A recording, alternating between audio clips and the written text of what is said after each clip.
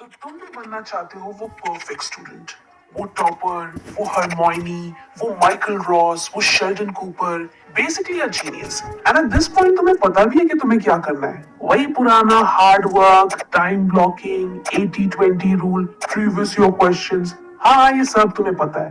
लेकिन क्या तुमने कभी कंसिस्टेंसी का नाम सुना है? 2 दिन नई हैबिट्स फॉलो करते हो और तीसरे दिन फ्लो गया तेल लेने, फिर वही पुरानी क्योटिक हॉटनेस एक्सप्रेस मोड में लौट आते हो। मतलब वो ट्रेन जो सीधा फेल होने वाली स्टेशन पे रुकती है, और वही तुम्हारे क्लासमेट्स सबको एफर्टलेसली धूल चटा रहे होते हैं, और तुम्हारा सिलेबस अभी भी पेंडिंग है। बट नो माय फ्रेंड, इस top secret non basic study tips जो सच में काम करती है। अब ये तुम्हारे बस की है या नहीं, वो तुम्हारे एटीट्यूड पे डिपेंड करता है। देखो, as an eternally struggling student तुम्हारे 3 बड़े इश्यूज हैं। तुम्हें बिल्कुल आइडिया नहीं है कि कैसे पढ़ना है, मतलब मोटिवेशनल रील्स और एस्थेटिक नोट्स के बियॉन्ड सोचना पड़ेगा। तुम मेहनत पे विश्वास नहीं रखते, लेकिन भगवान पे तुम्हें पूरा भरोसा है। तुम्हारे पढ़ने का स्टाइल इतना इनएफिशिएंट है, मानो 2G स्पीड भी फॉर्मूला 1 लगने लगे। इतनी बेइज्जती काफी है मैं और बोलूं? तो चलो, अब तुम्हारे स्टडी गेम का हार्ड रीसेट करते हैं। रेडी हो? नहीं भी हो तो मुझे क्या फर्क पड़ता है, क्योंकि तुम्हारी अटेंशन स्पैन गोल्ड फिश से भी कम है, तो तुम पोमोडोरो से शुरुआत कर सकते हो। ये बेसिकली उन लोगों के लिए है जो इस वीडियो को देखते देखते इंस्टाग्राम भी यूज कर रहे हैं। लेकिन कोई बात नहीं, तुम्हारे जैसे ही लोगों के लिए पोमोडोरो टेक्निक बनाई गई है। 25 मिनट का लेजर फोकस पढ़ाई सेशन, फिर 5 मिनट की ऑफिशियल छुट्टी। पोमोडोरो का असली मजा तभी है जब तुम डिस्ट्रैक्शन फ्री पढ़ाई करते हो, यानी तुम्हारे फोन की स्क्रीन बंद रहेगी। हाँ, तुम्हारा काम है टाइमर लगाना और अपने बुक में घुस जाना। हर पोमोडोरो सेशन के बाद तुम्हें फील होगा, now scheme like a pro. Her chapter का हर वर्ड मत पढ़ो, ये ऑर्डर ऑफ द फीनिक्स नहीं है।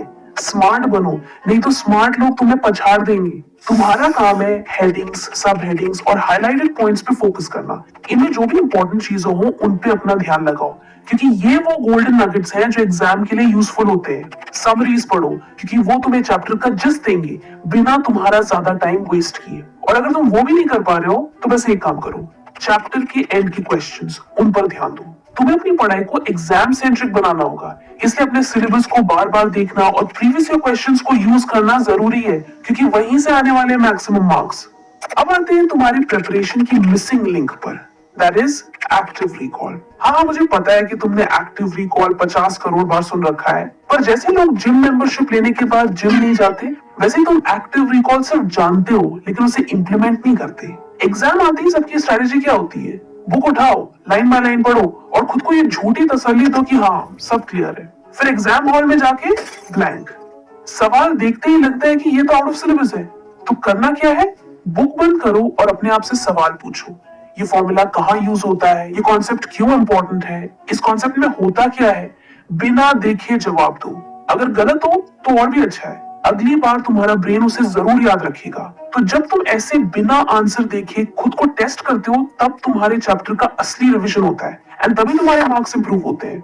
अब एक दूसरी प्रॉब्लम जो स्टूडेंट्स फेस करते हैं वो ये है कि या तो वो इनफ मेहनत नहीं करते जो उनके एग्जाम्स डिमांड करते, या उन्हें ये नहीं पता कि उन्हें कैसे अपने समय का पूर्ण उपयोग करना है, like this guy. So for that ये नेक्स्ट स्टेप थोड़ा सा आप लोगों के बस की नहीं होगी, but if you want to be that guy और दैट गर्ल, आपको इसकी इंपॉर्टेंस को समझना होगा, and that is exercising the power of no.